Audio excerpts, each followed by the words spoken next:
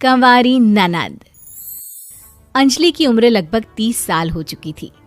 वो एक स्कूल में टीचर की जॉब करती थी। अंजलि के घर में उसकी माँ के अलावा उसका छोटा भाई और भाभी भी रहा करते थे।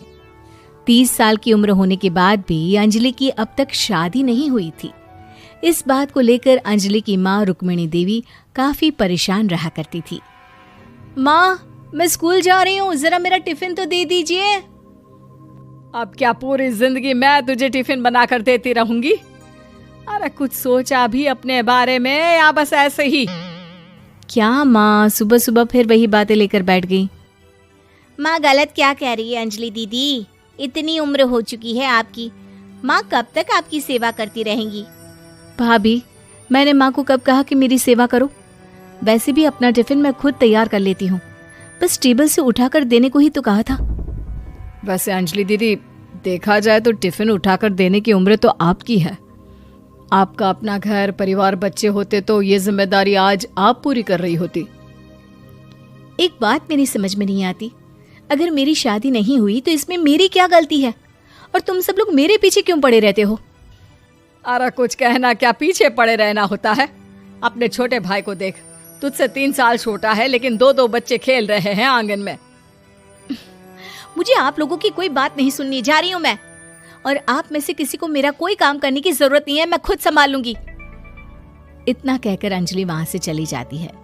शाम को जब अंजलि अपने स्कूल से लौटकर घर वापस आती है तो उसने देखा कि पड़ोस वाली निर्मला चाची वहां पर बैठी हुई थी। क्या बात है अंजलि बिटिया, नौकरी करके वापस आ गई? जी चाची जी, कैसी हैं आप? मैं तो ठीक हूँ बेटा, तुम बताओ शादी के बारे में कुछ सोचा या नहीं? अरे रहने दीजिए ना, इससे तो शादी की बात करना ही बेकार है। कुछ भी कहो तो गुस्सा करती है, बात बात पर आंखें दिखाती है। माँ, आप ऐसा क्यों कह रही हैं? मैंने कब आप पर गुस्सा किया? अरे अंजलि बेटा, तुम्हारी माँ ठीक ही तो कहती है। 30 की होने आई हो, अब तुम्हें भी शादी वादी कर लेनी चाहिए। चाची जी, आप तो ऐसे कह रही हैं जैसे शादी करने से मैंने मना किया हो।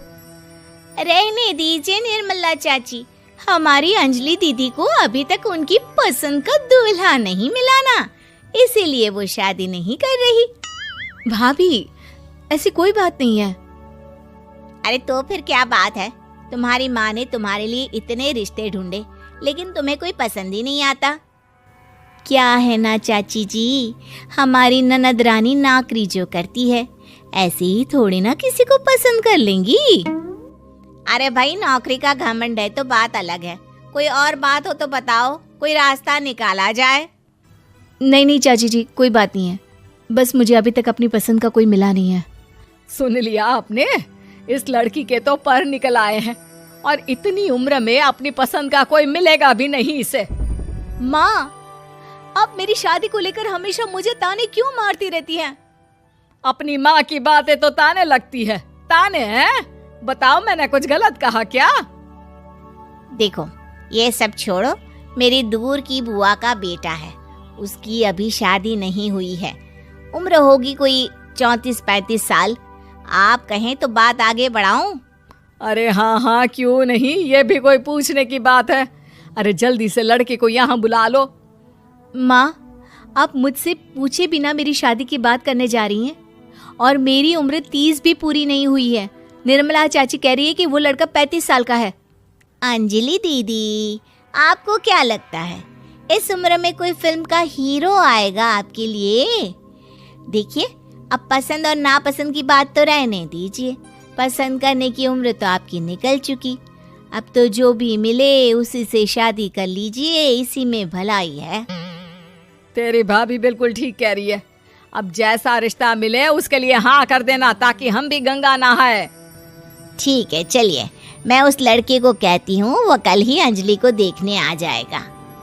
अगले दिन निर्मला चाची के दूर का रिश्तेदार अंजलि को देखने उसके घर आता है। उसका नाम था अजय। अंजलि जी, तो आप नौकरी करती हैं, वो भी स्कूल में? जी हाँ, मैं स्कूल में टीचर हूँ। हमारी बेटी बहुत होशियार है। अरे पढ़ने लिखने में इतनी होशियार है, इसीलिए तो इसकी नौकरी लगी है स्कूल में। हाँ ठीक है आंटी जी, जरा मुझे भी तो बात करने दीजिए आपकी बेटी से। जी पूछिए ना, क्या पूछना चाहते हैं? अंजलि मैडम, ये तो बताइए कि आपने अभी तक शादी क्यों नहीं की?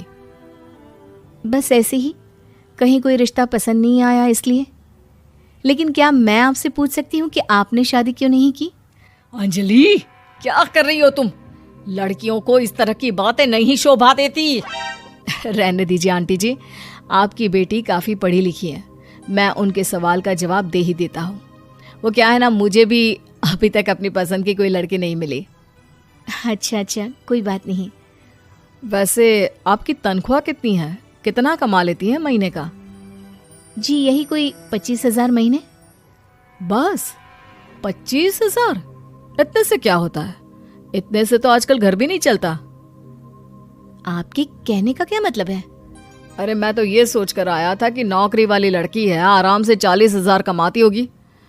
माफ कीजिएगा, आपका और मेरा रिश्ता नहीं हो सकता।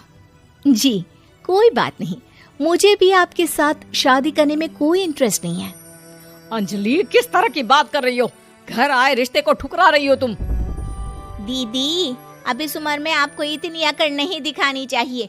अच्छा खासा रिश्ता हाथ से निकल गया, कहीं ऐसा ना हो कि जिंदगी भर कुंवारी ही रह जाओ आप। कुछ दिन और ऐसे ही निकल जाते हैं और अंजलि की शादी कभी नहीं होती।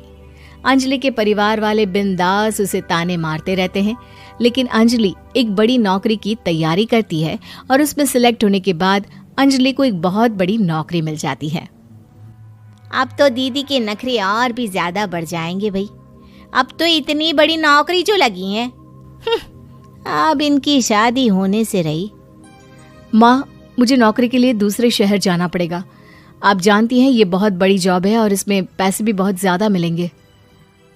अच्छा, कितने पैसे मिलेंगे बेटा? माँ, मुझे हर महीने 90,000 सैलरी मिलेगी। क्या? अरे वाह वाह, ये तो बहुत अच्छी बात है। लेकिन फायदा क्या? कितने भी पैसे मिले, शादी तो हुई नहीं ना तुम्हारी। अंजलि नौकरी करने के लिए दूसरे शहर में चली जाती है और जब कुछ महीनों के बाद वो वापस घर आती है तो उसे अपने पति के साथ देखकर उसके घर वाले हैरान रह जाते हैं। अरे अंजलि, तूने शादी कर ली और हमें बताया तक नहीं। और दामाद जी करते क्या हैं? इतनी बड़ी कार है उनकी।